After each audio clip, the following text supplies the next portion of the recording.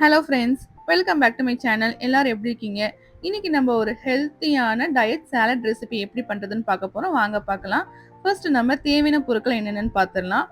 ஒரு கேரட் எடுத்துக்கோங்க, அரை வெள்ளரிக்காய் எடுத்துக்கோங்க, ஒரு அவகேடோ எடுத்துக்கோங்க, அரை ப்ரோக்கோலி எடுத்துக்கோங்க. இப்போ கேரட்டை தோல் நல்லா சீவிட்டு குட்டி குட்டியாக ரவுண்ட் ஷேப்பில் கட் பண்ணி எடுத்துக்கோங்க.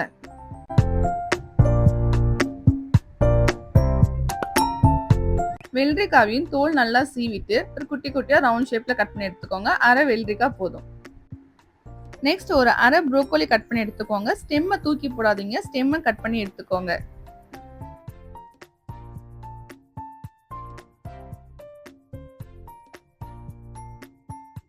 கட் பண்ண ப்ரோக்கோலியை ஒரு பவுல்ல டிரான்ஸ்ஃபர் பண்ணிட்டு சுடு தண்ணியில ஒரு 5 நிமிஷம் ஊற வச்சு எடுத்துக்கோங்க. ஃபர்ஸ்ட் ப்ரோக்கோலியும் கேரட்டையும் வேக வச்சு எடுத்துக்கோங்க. ஒரு 10 நிமிஷம் வேக வச்சுக்கோங்க போதும். அதுக்கு மேல வேக வைக்க தேவையில்லை. ஏன்னா ப்ரோக்கோலி கேரட் ரெண்டுமே பாத்தீங்கன்னா சீக்கிரம் வெந்துடும்.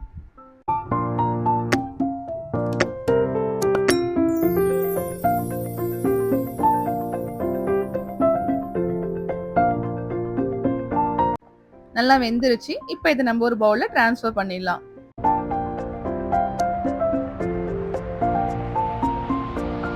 இப்போ ஒரு மீடியம் சைஸ் வெங்காயம், ஒரு 5 பல்லு பூண்டை கட் பண்ணி எடுத்துக்கோங்க. ஒரு பேன்ல 1 டீஸ்பூன் அளவுக்கு ஆலிவ் எண்ணெய் சேர்த்துக்கோங்க.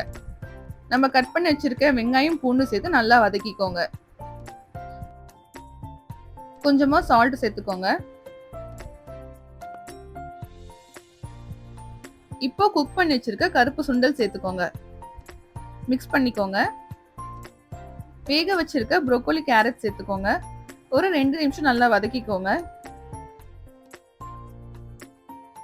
இப்போ கொஞ்சமா பெப்பர் தூள் சேர்த்து நல்லா மிக்ஸ் பண்ணிட்டு அடுப்பு ஆஃப் பண்ணிடுங்க.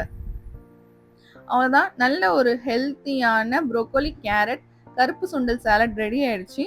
இதை நீங்க காலையில பிரேக்ஃபாஸ்ட்டுக்கு எடுத்துக்கலாம், இல்லைனா ஈவினிங் டின்னர் கூட நீங்க எடுத்துக்கலாம். ஸோ இந்த ரெசிபி செஞ்சு பாருங்க. செஞ்சு பார்த்துட்டு எப்படி இருக்குன்னு கமெண்ட் பாக்ஸ்ல கமெண்ட் பண்ணுங்க. தேங்க்ஸ் ஃபார் வாட்சிங்.